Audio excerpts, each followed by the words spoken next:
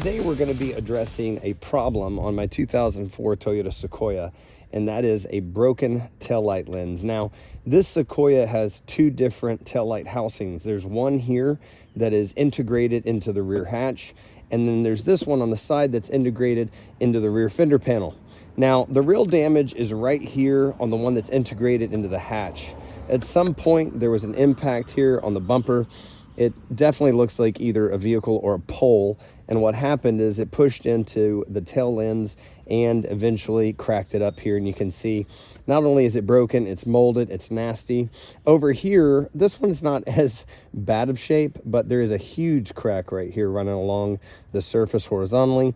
And as a really as a result of either aging or cracking, we have some moisture, some condensation buildup, and it's just really unsightly. Now, obviously, we're not going to replace the bumper at this point, but what I was able to do is go to a local salvage yard, and off a 2005 Toyota Sequoia, I was able to pull both of these taillight housings for about 30 bucks. So we're going to clean those up, and I'm going to show you guys exactly how to swap both of these taillight housings on your 2004 or first gen Toyota Sequoia. Let's go. All right, so here we are at the workbench, and what I have here are the new parts, or at least new to our Sequoia, and these are the taillight housings that I pulled off of the 2005 donor vehicle at the salvage yard. Now, for the most part, these are in excellent condition, and really, honestly, they're in better condition than the ones that are on my vehicle. You do see some spidering, if you will, some cracking and a little bit of hazing here on the larger lens that goes into the fender, and then on this one here that goes into the rear hatch lift gate, we've got some dirt, and really this one's in really nice condition. So obviously on my Sequoia, this is the one that's a lot worse because it's cracked on the bottom. But what we're going to do, like we do with everything that we take off of a salvage vehicle before putting it onto ours, is we're going to go ahead and use some products and clean these things up as nice as we possibly can before installing them back on our own vehicle. We're going to start with this one right here. All right, so we've got a multi-step process here to the clean, but you know, the first thing I'm going to look at here is this pad on the back. I'm really not certain how the one on our vehicle looks. If it looks any better, we might swap that off to this one. This one's pretty brittle. I'm going to clean that up as well while we're at it, but we'll see which one we end up going with. It's not the end of the world if we put a brittle one back on there. Now, my first step that I do is I take a solution here of just water and dish soap, and we're going to spray it down thoroughly and then take a microfiber towel and wipe it off. This is not going to be our last step. This is just kind of the first step that I like to do to get most of the dirt. Let's get that push pin removed there. To get most of the dirt and the surface dirt essentially off before moving on to the next products. As you can see here, definitely works. All right, so now that that's done, we're going to take our Chemical Guys Nonsense Invisible Super Cleaner, and we're just going to soak that down. If you guys are new to my channel, then you will get to know very soon that I very much enjoy the Chemical Guys Nonsense Invisible Cleaner. It's just, man, it works everywhere. So we're going to get an agitator brush here, and we're going to work into all of these surfaces on the back. You know, these brushes are fantastic. I will include a link in the description of the video to where you guys can find some online.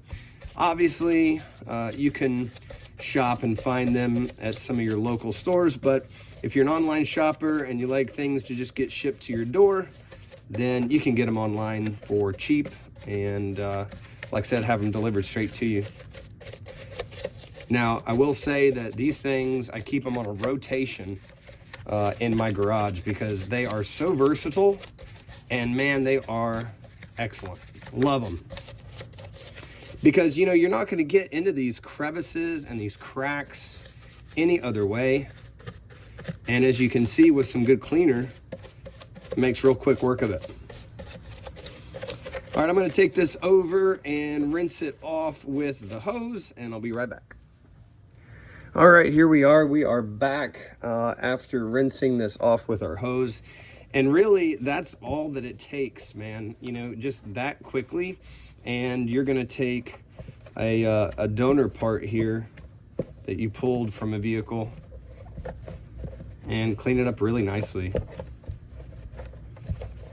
If you guys are new to my channel, check out some of my shorts. You know, YouTube has these regular videos like you're watching right now. We also have shorts that we can do that are basically 1 minute or under.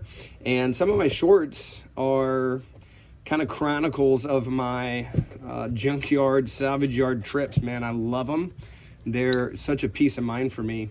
And I also am able to pull parts from vehicles and give them a second life by selling them on the market to automobile enthusiasts or people that just really want to, like I'm doing here, you know, replace a part on their vehicle. So if you haven't checked those out, man, maybe you guys, if you like that kind of content, you should check it out. You might like it. Now I've got some water trapped up in here. You can probably see. Almost looks like one of those old school toys I used to buy for like $1. So we will actually get that out. It's going to take a little bit of work and an air hose and, you know, a little bit of fun, kind of like getting the ball out of there, basically. So that's not anything I'm going to worry about. And if not, we can basically heat this up, and that'll help with that water as well. Now that we're on the exterior here, I'm going to go ahead and do the same thing. We're going to spray it with that nonsense cleaner. We're going to come along and use our brush to agitate the surface.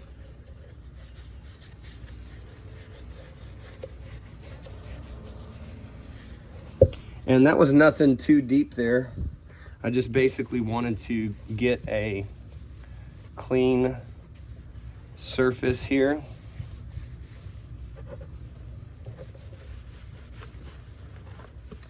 All right, now I've got some isopropyl alcohol here that I am wiping over my lens.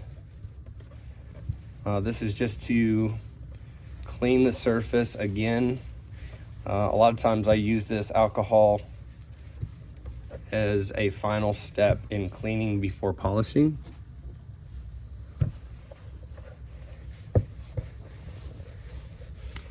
All right, so we get that all dried off nicely. And now what we're gonna do is we're gonna take a polishing compound that is actually from the Headlight lens restoration kit. This is our lens clarifying compound from the Turtle Wax kit, and we are going to put it onto a pad here and just be very light on this because there's not a lot of oxidization, obviously, so I'm not looking to really grit down and remove anything, but it is a great polishing compound, and that's what I'm looking to do, is polish it up.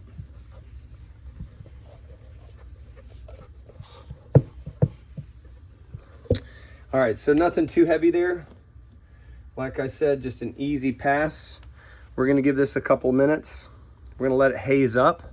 And once that haze gets there and sets, we're gonna come back with a microfiber and wipe it off.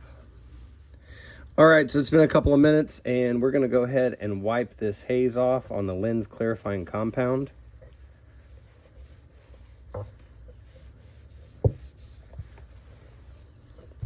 And you know, the only problem I'm gonna have in doing this is that it might make the other side look bad. You know, these might come out looking so good. I'm gonna have to take the driver's side off and do those too, huh? All right, so that looks really good, and honestly, it's gonna look better once we get the water evaporated out of here. So what we're gonna do is I'm gonna go sit this out in the sunlight, let that sun take care of some of that water, and we're gonna start cleaning these other components.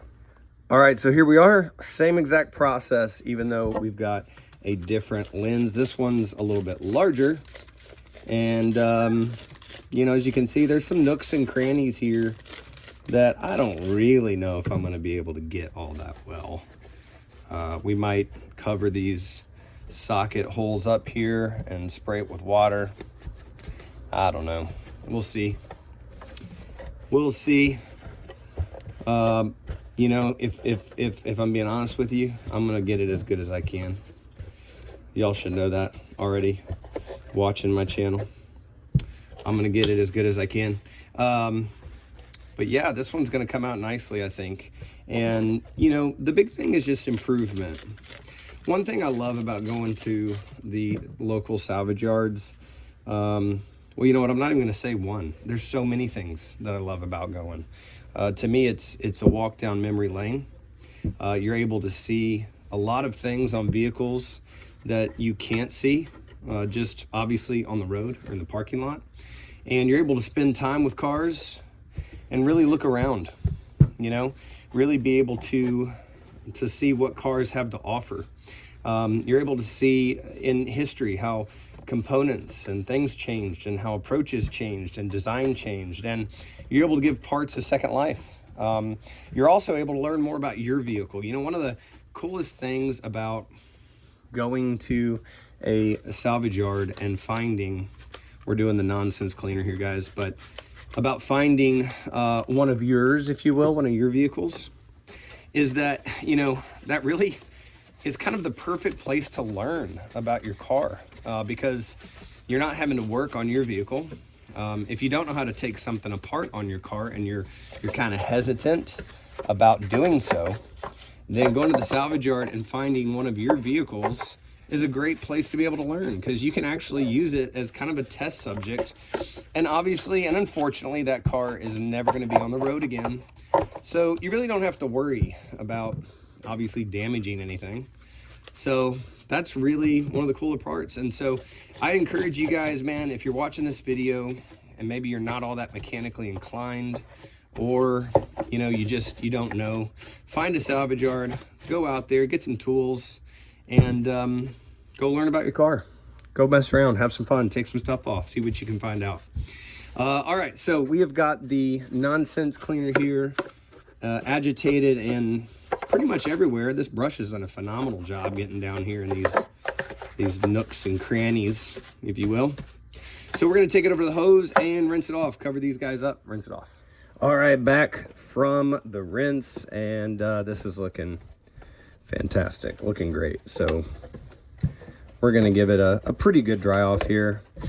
Truth be told, here off film, if you will, off camera, I'm gonna take my air compressor and my blowgun and really blow both of these guys out and give them a nice dry off as good as possible before installation.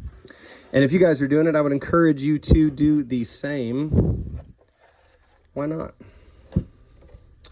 All right, so we've got that backside, and looks like I got some water trapped in there again that I'm gonna have to work out. We're gonna go ahead and take that nonsense cleaner, spray it on here, and we're doing the exact same pattern that we did on the other tail light housing. This stuff is good at lifting dirt and getting it off of the surface.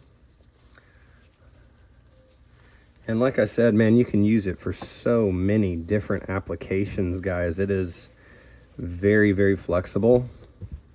I've had some I don't know if they're subscribers or just watchers, but I've had some guys and gals comment that, hey, maybe you should have used maybe the Chemical Guys degreaser, right, instead of the nonsense cleaner.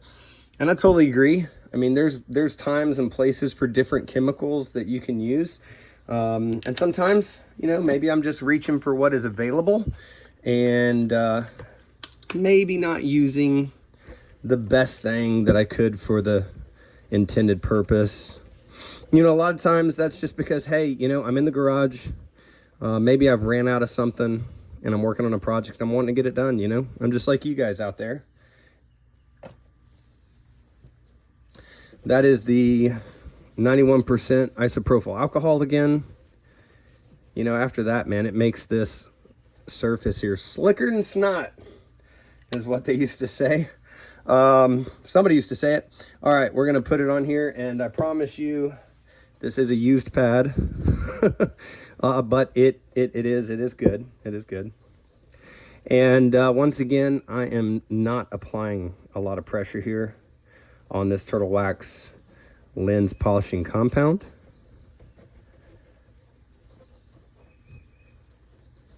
There we go. That's all I want to do.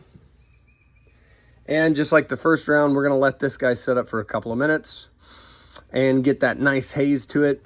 While it sits up, I'm going to go check on the other one and see how that trapped water's doing and try to figure out if I can maybe blow some of it out with the compressor. So we'll be back and check on this one and we'll get it wiped clean. All right, it's been a couple of minutes and this has come to a nice haze. So we're going to go ahead and start wiping this off and getting it as clean as possible. And man, this polishing compound just works wonders. And unfortunately, I do have some water trapped. I did plug the holes, but the water found its way in somewhere. So we've got some water trapped over here, and we're gonna have to see if we can get it out. That might prove to be just a tad difficult, and so we might have to install it that way and let nature take its course with sunlight and time and check on it. But I'll tell you, man, that looks really, really good. So I'm extremely pleased with this. Now that we've gotten this clean, we've gotten the other one cleaned, we're ready to go ahead and go back to the Sequoia, uninstall the current broken, ugly, nasty ones, and put these bad boys on. Let's go. All right, so we're back at the vehicle, and we're gonna first attack this lens right here. And this lens is a part of your lift gate here. So in order to get access to it, we're gonna lift the gate up. And what you're gonna see, I'll get a different camera view for you here, but there are actually two nuts here and here. Let's switch it around and show it to you. All right, so we have our lift gate here open and basically just holding it at bay, not letting it open all the way. And I wanted to show you guys, here are the two nut locations. Now, if you know anything about Toyotas, I'd give you one guess as what size these are. Yeah, you're right, it's a 10 millimeter. So we're gonna go ahead and loosen these up. Now, it's super easy to do. All you gotta do is get a couple cranks on them, and now you can go ahead and finish them. Well, I lost that one on the ground, but thankfully I know right where it's at. There we go. Let me get these in the magnetic tray over here. And so there you have it. We've got them, both of our nuts removed here and here. And if you're removing this, you're thinking to yourself, well, what am I supposed to do? Because this this back trim piece is on the tailgate or on the lift gate, and I can't see anything behind it. Well, it's not necessary to get back here and get underneath it.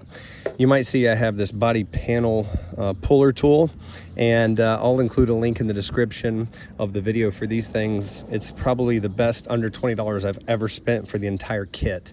It's fantastic. So what we're gonna do is we're gonna take it and we're gonna get underneath between the body, and man, this thing came out like butter. So yeah, something's broken. It's not supposed to come out that easy.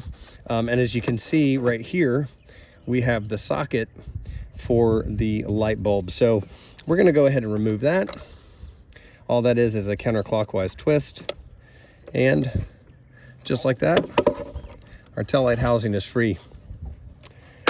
I'm gonna get you guys around back to our original view and show you why I said that was too easy. All right, guys, so this is why I said it was too easy. You see this right here? This is the clip that we cleaned up already on the bench, and this guy just gave way. Obviously, it came free from the tail light housing, and it shouldn't have. So typically, that's going to stay with your housing, and you got to pry hard enough in between the body and that tail light to be able to pop this guy free on this end. So I guess in this case, I'm actually pretty happy it was that easy, because I'm replacing the tail light, and so it's just going to make my life a lot simpler. Now, here's the pad that we were talking about. Maybe we could use this one instead, and man, I don't know, they look about the same, honestly. I'll probably just use the one that came off the donor vehicle. And so here's this. Well, how do you get this out? Just like this. This is another tool that came from that kit that I just referenced, and what we're going to do is pry it, hopefully, We're gonna have to get underneath and pry it out of the body here.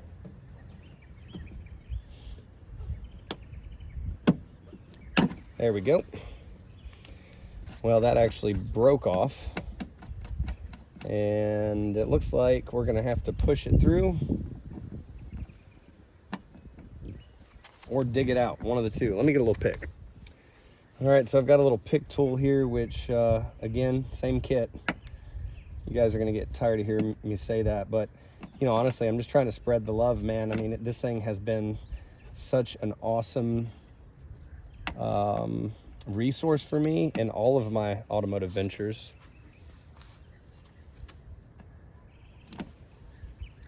Man, did you guys just see that wasp that threw here? I don't know if he's wanting to get on camera or sting me, one of the two, but I don't want either one. I'm not a fan of those guys. It is wasp season. So here's what I'm gonna do. I'm gonna push it through, if I can. There we go. And you heard it fall. That's not fun. What that means is it fell down in here in this panel, but all I'm gonna do is get one of those body panel puller tools and pop that panel off, and we'll get that free. That way, when I open the lift gate, it's not jangling around all trashy like. That would drive me nuts. Well, now we are on to the other tail light housing. It is held in place by these two, and these are also 10 millimeter. So man, you don't have to change your tool at all. All right, we've got one free, and let's go for the bottom one here. All right, now that we have those two free, we're gonna change our camera view, and I'm gonna show you guys how to pop this out. All right, so we've removed our two bolts, and popping this tail light housing out is super simple. You're gonna push it towards away, I should say. We're gonna push it away from the vehicle, and you're gonna feel resistance right over here. And don't let that worry you. There's actually two pegs that actually seat into a portion of the body. Just take your hand, give it a nice push there, and pop that thing free. So there we go. And as you guys can see, here are the locations where these two pegs, here and here, hold into the body. So now with these free, we're gonna go ahead and do a counterclockwise turn on all of our bulbs and get those free. And there we go. Looks like this one had tons of nasty water in there. That's pretty disgusting. Looks like a mildew pond. All right, let's upgrade. All right, now that we've got our tail lights off, we're gonna go ahead and take care of cleaning this area up really nicely before we put our new tail lights on. And this is once again my dish soap and water mixture. And we are gonna just soak it up, get a microfiber towel, and start to clean.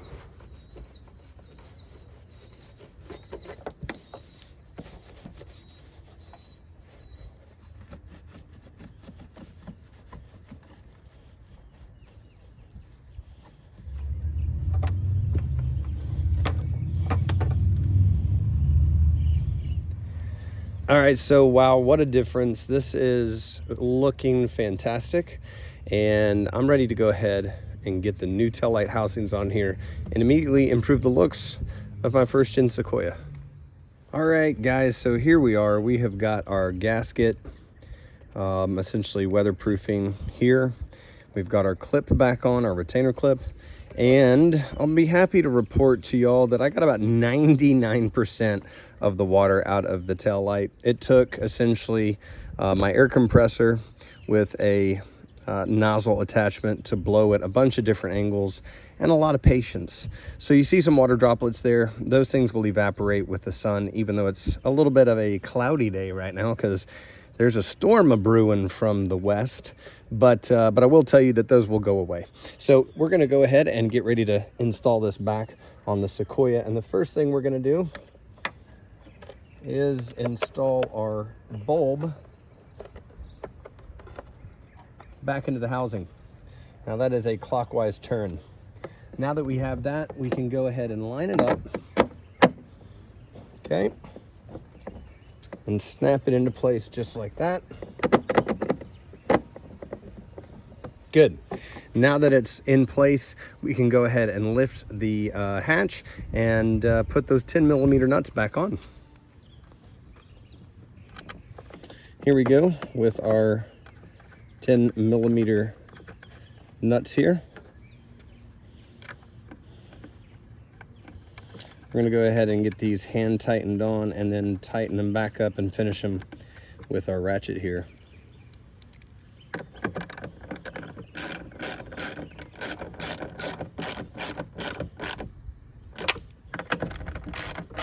Now when tightening down your tail lights or your headlights, you want to get them snug, but you don't want to overdo it. Obviously you don't want anything to crack. All right, so that one's all taken care of. Let's swing around and finish up with the other tail light housing. All right, same story here. We are ready to put our tail light housing back, keeping in mind that these two peg locations are going to line up here and here. So the first thing we need to do is get our bulbs back in place. Now, this is going to line up pretty self-explanatory. The shortest of your, if you will, of your branches here off this main electrical loom is going to go to the lowest bulb option. Okay, we just got to find that slot there. There we go. The middle obviously goes to the middle, and the longest one, well, goes to the top. I guess that's common sense, but thought I'd go ahead and explain it. Let's get it go ahead and lined up here.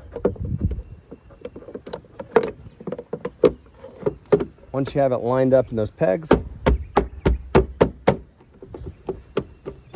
give it a slap, and now let's go ahead and get these two tins put back in. All right, this time I learned from past experiences, and I've got a 6-inch extension here. We're gonna go ahead and get these threaded into the holes. I'm not gonna tighten it fully up yet. And that's because what I wanna do is apply some pressure from the outside of the vehicle towards the inside of the vehicle while I tighten it up. And that's just making sure that it's snug against the body of the car.